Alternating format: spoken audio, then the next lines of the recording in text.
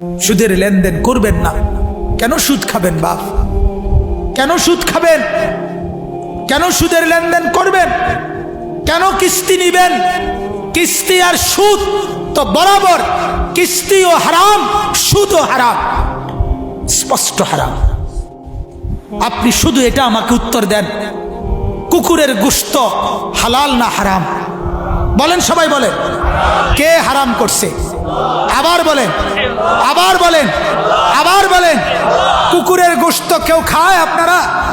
তাইলে আল্লাহ যদি হারাম করে কুকুরের গোশত খান না, তাহলে আল্লাহ হারাম করার পরেও সুদ খান কেন? আর সুদ খাইলে কুত্তার গোশত খান না কেন? কথা বলেন না কেন? যিনি সুদ খান তাইলে তিনি কুকুরের গোশত খান। তাইলে কারণ আপনি তো শুনেছেন আল্লাহ তাআলা হারাম করছে, তো আল্লাহই তো কুকুরের গোশত হারাম করছে। তাহলে আল্লাহর হারাম এটা মানলে আল্লাহর হারাম এটা মানবেন না কেন? কথা বলেন না কেন? যদি বলেন সম্ভব না চলা, আল্লাহর কসম সম্ভব। হালাল পন্থায় ইনকাম করে চলা সম্ভব না অসম্ভব? সম্ভব, সম্ভব। আল্লাহর কথা মিথ্যা হয় না।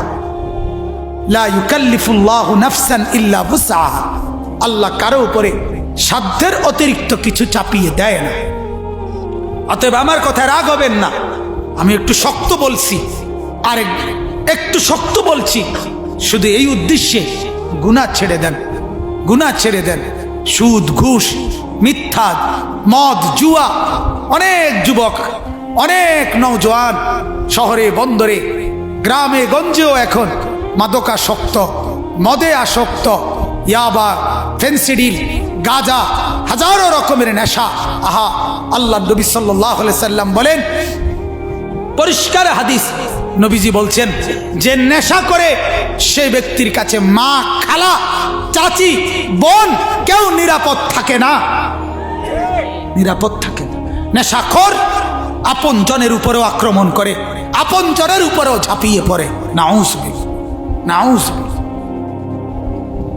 এজন্য নেশার থেকে বাঁচেন, অশ্লীলতা থেকে বাঁচেন, ব্যভিচার থেকে বাঁচেন।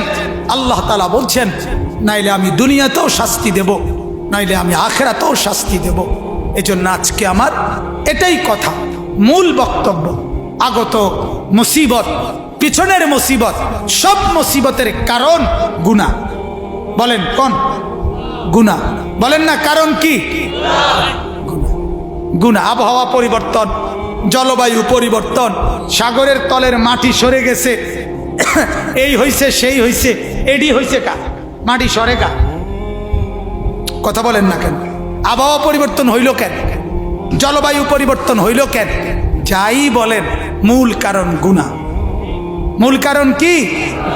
এই জন্য গুনাহ ছেড়ে দেন। বিশেষ করে নারী কেন্দ্রিক জিনা, ব্যভিচারের গুনাহ। বলেন ইনশাআল্লাহ। আর এক্ষেত্রে আল্লাহর কোরআন এবং রাসূলের হাদিসের বক্তব্য হলো, নারী কেন্দ্রিক গুনাহ, জিনা, ব্যভিচার, অশ্লীলতা, বেহায়াপনা হবে না একটা জিনিস শুধু যদি ঠিক রাখে, সেটা হলো এই নজর। সেটা কি বলেন? নজর। সেটা কি বলেন না? নজর। এজন্য আল্লাহ তাআলা সূরা নূরের মধ্যে প্রথম আল্লাহ বলছে এটা, কুল্লিল মুমিনিনা ইয়াগুদ্দু মিন আবসারিহিম। হে নবী, মুমিন পুরুষদেরকে বলেন তারা যেন ভিন নারী থেকে নিজেদের চোখ নামায় ফেলে। ওয়াকুল্লিল মুমিনাত ইয়াগুদ্দুনা মিন আবসারিহিন্না। মহিলাদেরকেও বলেন তারা যেন ভিন পুরুষ, পর পুরুষ থেকে চোখ নামিয়ে ফেলে। চোখ নামিয়ে ফেলে, কোন কর্ম চোখ নামিয়ে ফেলে।